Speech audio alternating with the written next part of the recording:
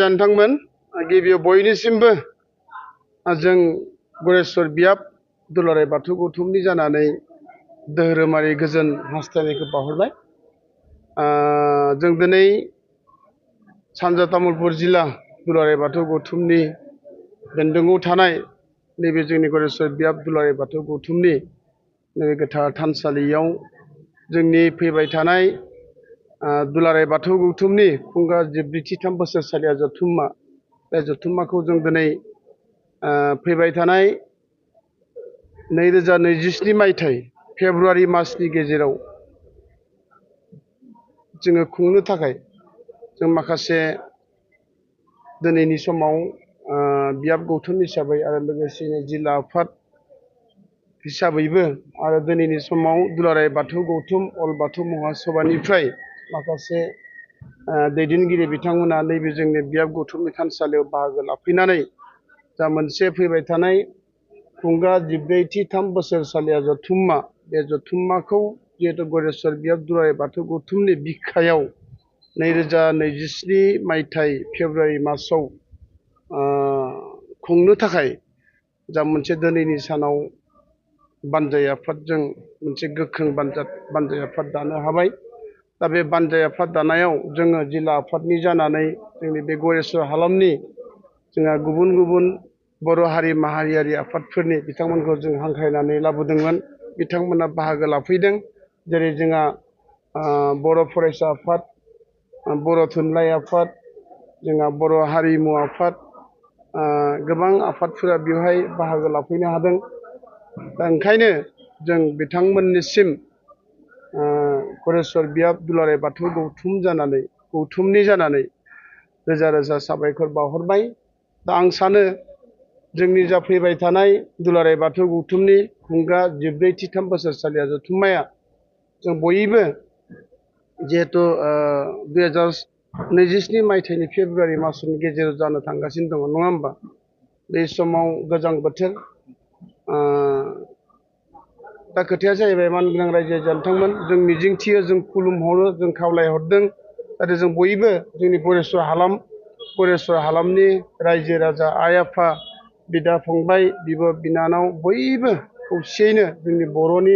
बर' हारि माहारियारि बर' हारिनि आफाद जेरैबायदि बर' फरायसा आफाद, जोंहा बर' थुनलाइ आफाद, जोंहा बर' हारिमु आफादनिफ्राय लानानै बिसेस भाबै जोंनि नैबे दुलाराय बाथौ गौथुमनि बेन्दोङाव थानाय जा सानजा तामुलपुर जिल्ला, बे सानजा तामुलपुर जिल्लानि गासै 7टा आनसलिक, दा बे 7टा आनसलिक गरेस्वर बियाबखौ लाफानानै 7टा आनसलिक, 7टा बियाब, दा बियाबनि जा मोनसे दिनै मावथिफारिया बिथांमोना बाहागो लानानै दौरि हानजा, लाइमोन आफाद, जिल्ला आफादनि गाहाय आफाद, गुबुन गुबुन बिबानाव थानाय बिबानगिरि बिथांमोन, जिल्ला माइनाव आफादनि बिबानगिरि बिथांमोन, जोंनि जिल्ला आफादनि सिङाव थानाय गासै 7टा बियाबनि दौरि हानजानि बिबानगिरि, जोंहा माइनाव लाइमोन आफादनि गासै दैदेनगिरि बिथांमोना बेवहाय बाहागो लाफैनो हादों आरो गरेस्वर हालामनि इन्टेलेक्सुवेल माखासे मेलेमजिबि बिथांमोना बाहागो लाफैनो हादों। जों जोबोद गोजोननाय मोनदों। जों फैबाय थानाय दुलाराय बाथौ गौथुमनि खुंगा 73 बोसोरसालिया जथुम्माया जों जयैनो खौसेथियै, नङा होनबा, अनलायनायनि गोसोजों, निमाहानि गोसोजों, जोङो खौसेथिनि गोसो लानानै जों सैथोथिनि गेजेरजों जाहाथे जों बे खुंगा 73 बोसोरसालिया जथुम्मा, बे जथुम्मानि जा माखासे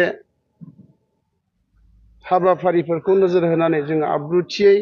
मोजां खुंफुंलांनो हागोन, बेखौ नोजोर होनानै जों दिनै गरेस्वर बियाब दुलाराय बाथौ गौथुमनि जानानै जोङो जिहेथु दुलाराय बाथौ गौथुमनि बोसोरसालिया जथुम्माया जोंनि गरेस्वरनि बिखायाव, नङा होमबा, गरेस्वराव फैबाय, बेखौ खुंफुंनांगौनि थाखाय जोङो गरेस्वर हालामनि गासै बर' रायजो राजाफोरखौ लानानै आरो लोगोसेनो जोंनि माखासे आफादफोर माने हारि माहारियारि आफादफोरखौ लानानै जोङो बे बोसोरसालिया जथुम्माखौ खुंफुंनायाव जोंनो मदद नांगोन, हेफाजाब नांगोन, नङा होनब्ला? जों ओंखायनो बिथांमोननिसिम खावलायो आरो जों मिजिंथियो जाहाथे बे दुलाराय बाथौ गौथुमनि खुंगा 73 बोसोरसालिया जथुम्माखौ मोजाङै खुंफुंलांनो हायो। बेनि थाखाय आरोबाव फिन खेबसे आङो गोथारै गरेस्वर बिबार दुलाराय बाथौ गौथुमनि जानानै गुरै खावलायहरनाय जाबाय। गोजोन्थों।